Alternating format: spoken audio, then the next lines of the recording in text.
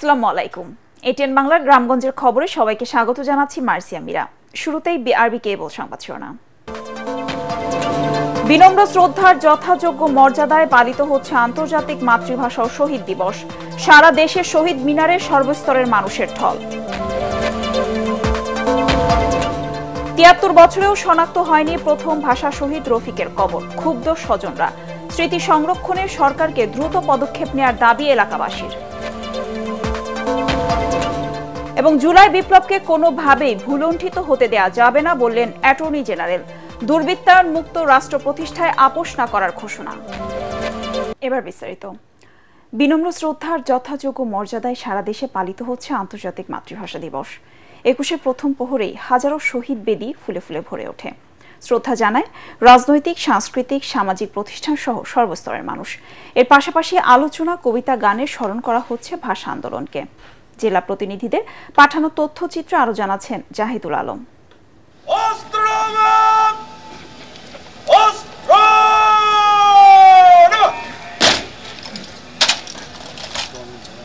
বাংলা ভাষার মর্যাদা রক্ষায় যারা জীবন বিলিয়ে দিয়েছিলেন সেই বীর শহীদদের শ্রদ্ধা ভরে স্মরণ করছে জাতি। দিবসটির প্রথম প্রহরেই চট্টগ্রাম কেন্দ্রীয় শহীদ মিনারে বেজে ওঠে বিউগলের করুণ সুর। প্রথমে শ্রদ্ধা জ্ঞাপন করেন city mayor doctor Shahadat Hossain. এরপর একে একে চট্টগ্রাম বিভাগীয় কমিশনার, পুলিশের চট্টগ্রাম রেঞ্জের ডিআইজি সহ বিভিন্ন সরকারি দপ্তর এবং অন্যান্য সংগঠন শ্রদ্ধা জানায়। যে রক্ত দিয়ে মহান ৫২-এর ভাষা আন্দোলন সূচিত হয়েছে, ঠিক একই ধারায় আজকে আমরা ২০২৪-এর জুলাই আগস্টের গণ আন্দোলনের মাধ্যমে নতুন আরেকটি বাংলাদেশ পেয়েছি। ঐক্যের মাধ্যমে আমাদের এই বিজয়কে ধরে রাখতে হবে। মহান ২১-এর প্রথম প্রহরে রাজশাহী কালেক্টরেট শহীদ মিনারে বিভাগীয় কমিশনার খন্দকার আজিম আহমেদের নেতৃত্বে পুষ্পস্তবক অর্পণ করে জেলা প্রশাসন। আন্তর্জাতিক মাতৃভাষা দিবস ও শহীদ দিবসের প্রথম প্রহরে রংপুর কেন্দ্রীয় শহীদ মিনারে প্রশাসনের শ্রদ্ধা নিবেদনের পর একে একে শহীদ বেদিতে ফুল দেয় বিএনপি, জাতীয় পার্টি সহ সর্বস্তরের মানুষ। ভাষা শহীদদের প্রতি গভীর শ্রদ্ধা জানিয়েছেন সিলেটবাসী। রাত ১২টা ১ মিনিটে সিলেট কেন্দ্রীয় শহীদ মিনারে বিভিন্ন প্রতিষ্ঠান ও সাধারণ মানুষ শহীদদের প্রতি শ্রদ্ধা জানান। খুলনায় ২১-এর প্রথম প্রহরে সর্বস্তরের মানুষের পদচারণায় মুখরিত হয়ে ওঠে শহীদ মিনার প্রাঙ্গণ। বরিশালে প্রথম প্রহরে শ্রদ্ধা জানানোর পাশাপাশি অনুষ্ঠিত হয় শিশুদের চিত্রাঙ্কন প্রতিযোগিতা, কবিতা পাঠ, আলোচনা ও সাংস্কৃতিক অনুষ্ঠান এবং রক্তদান কর্মসূচি। ময়মনসিংহের টাউন হল কেন্দ্রীয় শহীদ মিনারে ফুল দিয়ে শ্রদ্ধা নিবেদন করে কর্মসূচির সূচনা করেন বিভাগীয় কমিশনার মোখতার আহমেদ। এরপর দিনভর সাংস্কৃতিক অনুষ্ঠানের আয়োজন করে বিভিন্ন প্রতিষ্ঠান। ফেনীতে রাত ১২টা ১ মিনিটে জেলা প্রশাসক সাইফুল ইসলাম ৫২-এর ভাষা শহীদদের প্রতি শ্রদ্ধা জানান। এরপর জেলা পিবিআইআরএসপি, জয়িতা শিল্পী সহ অন্যান্য সংস্থা এবং বিভিন্ন সংগঠন ও প্রতিষ্ঠান শ্রদ্ধা নিবেদন করেন। নারায়ণগঞ্জে রাত ১২টা ১ মিনিটে শ্রদ্ধা জানানোর পাশাপাশি জেলা প্রশাসন সহ বিভিন্ন রাজনৈতিক দল ও শিক্ষা প্রতিষ্ঠান এবং সাংস্কৃতিক সংগঠন আলাদা কর্মসূচি পালন করেছে। নওগাঁয় রাত ১২টা ১ মিনিটে মুক্তির মোড় কেন্দ্রীয় শহীদ মিনারে ফুল দিয়ে শ্রদ্ধা নিবেদন করে জেলা প্রশাসন সহ বিভিন্ন প্রতিষ্ঠান ও সাংস্কৃতিক সংগঠনের সদস্যরা। এছাড়া মাগুরা, শেরপুর, বরগুনা, নোয়াখালী, নাটোর, ভোলা, গোপালগঞ্জ সহ সারা দেশেই দিবসটি যথাযোগ্য মর্যাদায় পালন করা হচ্ছে। জাহিদুল আলম, এটিএন বাংলা। মুখ থুবড়ে পড়েছে খাগড়াছড়ির ক্ষুদ্র নিগোষ্ঠী শিক্ষার্থীদের মাতৃভাষা শিক্ষা। শিক্ষকদের প্রশিক্ষণ না থাকা ও ক্লাস রুটিনে বিষয়গুলো অন্তর্ভুক্ত না করায় চাকমা, মারমা ও ত্রিপুরা সম্প্রদায়ের শিশুরা মাতৃভাষার শিক্ষা পাচ্ছে না। খাগড়াছড়ির প্রতিনিধি আবু দাউদের পাঠানো তথ্য ছবিতে আরো জানাচ্ছেন তামান্না জেনিফার। ঝরে পড়া ঠেকাতে পাহাড় ও সমতলের ক্ষুদ্র নৃগোষ্ঠীর শিশুদের নিজ নিজ মাতৃভাষায় শিক্ষার সুযোগ দিতে পাঠ্যপুস্তক প্রণয়ন করা হয়।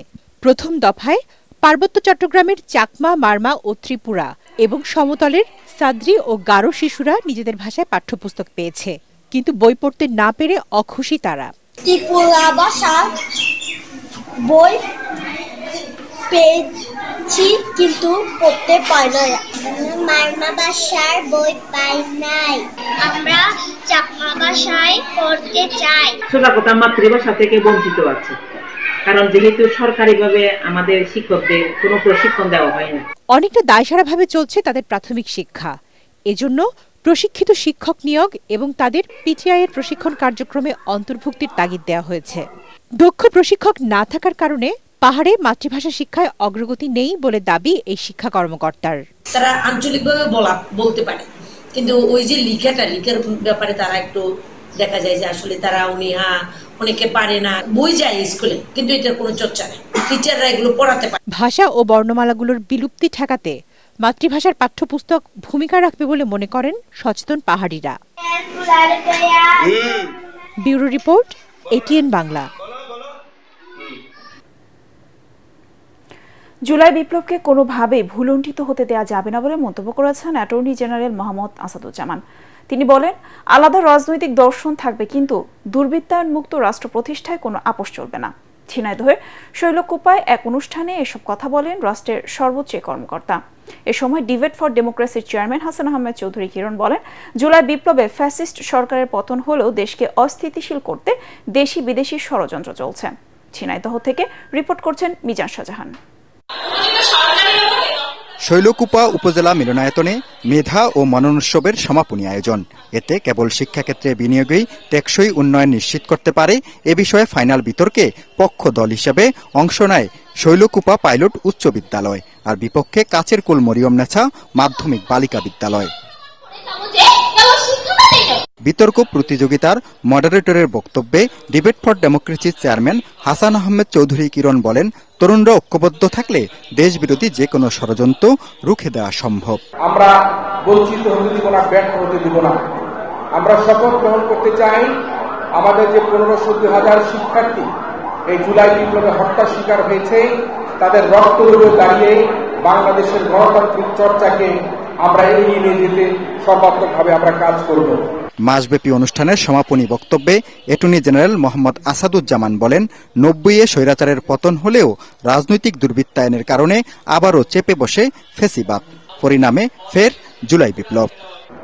এদেশের মানুষ ছাত্রদের পিছনে অবস্থান নিয়েছে, যারা আপনার মতোই তরুণ, আপনাদের মতোই তরুণ ছিল, আপনাদের কোনো বন্ধু ছিল, আপনাদের সহযোগিতা ছিল, তাদের রক্তের বিনিময়ে আমরা জুলাই বিপ্লব পেয়েছি। সেই জুলাই বিপ্লবকে কোনো ক্রমেই আমরা ভুলুণ্ঠিত হতে দিতে পারি না। তারা বলেন, দুর্নীতির সিন্ডিকেট ভেঙে দিয়ে মেধার মূল্যায়নে গড়ে তুলতে হবে আগামীর বাংলাদেশ। আমাদের যে বর্তমান যে শিক্ষা ব্যবস্থা চলছে, যে শিক্ষা ব্যবস্থা নিয়ে পতিত সরকার এই শিক্ষাকে একটা হাস্যরসে পরিণত করেছিল। আমাদের চিন্তার পরিধি হল মানবাধিকার, আমাদের চিন্তার পরিধি হল সুশাসন, আমাদের চিন্তার পরিধি হল বাংলাদেশের উন্নয়ন, আমাদের চিন্তার পরিধি হল দুর্নীতিমুক্ত সমাজ, আমাদের চিন্তার পরিধি হল শিক্ষিত উন্নত জাতি গঠন করা। বিতর্ক প্রতিযোগিতায় বিজয়ী হয় কাচের কুল মরিয়মনেছা মাধ্যমিক বালিকা বিদ্যালয়। পরে চ্যাম্পিয়ন ও রানার আপ দলের হাতে পুরস্কার তুলে দেন অতিথিরা। মেধা ও মনন মঞ্চের সভাপতি সাদিয়া সুলতানার সভাপতিত্বে অনুষ্ঠানে আরো উপস্থিত ছিলেন শৈলকুপা উপজেলা নির্বাহী কর্মকর্তা স্নিগ্ধা দাস। মিজান শাহজাহান, এটিএন বাংলা, শৈলকুপা, ঝিনাইদহ। ফ্যাসিস্ট হাসিনার আমলে ক্রসফায়ারের নামে সাজানো হত্যা নাটক ছিল নিষ্ঠুরতম রাষ্ট্রীয় মিথ্যাচার।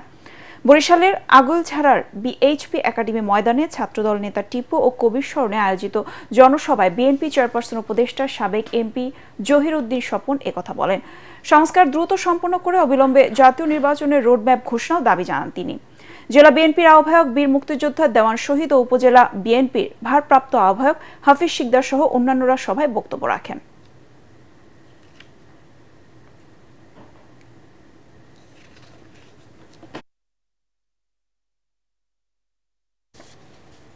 ফ্যাসিস্ট হাসিনার দল ছাড়া খেলাফত মজলিস সকল দলের সাথে ঐক্যবদ্ধভাবে কাজ করতে চায় বলে জানিয়েছেন দলটির আমির মাওলানা আব্দুল বাসিত আজাদ। সকালে নারায়ণগঞ্জ কেন্দ্রীয় ঈদগাহ ময়দানে অনুষ্ঠিত খেলাফত মজলিসের নারায়ণগঞ্জ জেলা ও মহানগর শাখার কর্মী সম্মেলনে তিনি একথা জানান। সংগঠনের মহাসচিব ডক্টর আহমদ আব্দুল কাদের, যুগ্ম মহাসচিব ABM সিরাজুল মামুন ও ইসলামী ঐক্যজোটের চেয়ারম্যান মাওলানা আব্দুল কাদির সহ অন্যান্যরা সম্মেলনে বক্তব্য রাখেন।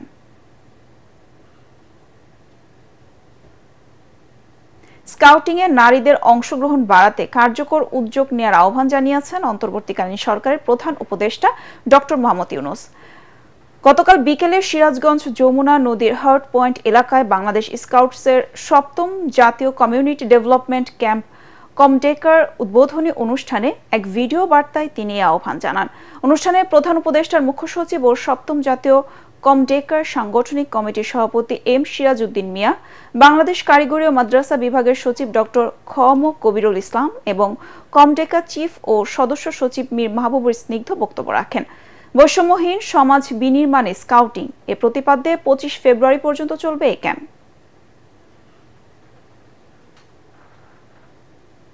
চিটাগাং কোঅপারেটিভ হাউজিং সোসাইটির ব্যবস্থাপনা কমিটির নির্বাচনকাল।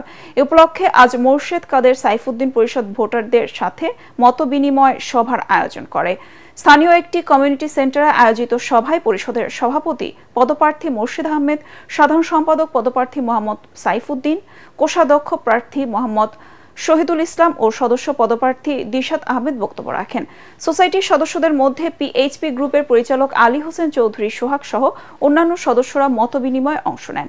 সোসাইটির প্রায় 4000 সদস্য আগামীকাল সকাল 10টা থেকে বিকেল 4টা পর্যন্ত অঙ্কুর সোসাইটি বালিকা উচ্চ বিদ্যালয়ে ভোটাধিকার প্রয়োগ করবেন। নির্বাচনে 12টি পদের বিপরীতে 3টি প্যানেলের 34 জন প্রার্থী প্রতিদ্বন্দ্বিতা করছেন। আন্তর্জাতিক মাতৃভাষা দিবসের ছুটি সহ সরকারি 2 দিনের ছুটিকে কেন্দ্র করে পটুয়াখালীর কুয়াকাটা সমুদ্র সৈকতে ভিড় জমিয়েছেন লক্ষাধিক পর্যটক। বিপুল সংখ্যক পর্যটকের পদচারণা এখন মুখর দীর্ঘ 22 কিলোমিটার সৈকত। আগত পর্যটকরা সৈকতের নোনা জলে গা ভাসিয়ে আনন্দ উল্লাসের পাশাপাশি প্রিয়জনকে সাথে নিয়ে উপভোগ করছেন প্রাকৃতিক সৌন্দর্য। বিক্রি বেড়েছে পর্যটন সংশ্লিষ্ট ব্যবসা প্রতিষ্ঠানগুলোতে, এতে উচ্ছ্বসিত ব্যবসায়ীরা। এদিকে পর্যটকদের নিরাপত্তায় তৎপর টুরিস্ট পুলিশ, থানা ও নৌ পুলিশের সদস্যরা।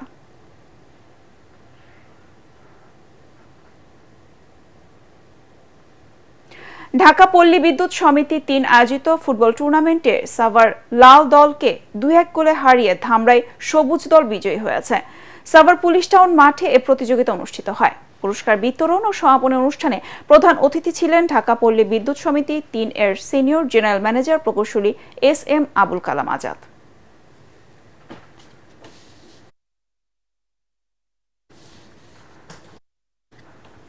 পরবর্তী সংবাদ দেখার আমন্ত্রণ জানিয়ে এখনকার মতো শেষ করছি। এটিএন বাংলা সংবাদ ইউটিউবে দেখতে ব্রাউজ করুন youtube/ATN বাংলা নিউজ। ধন্যবাদ সবাইকে।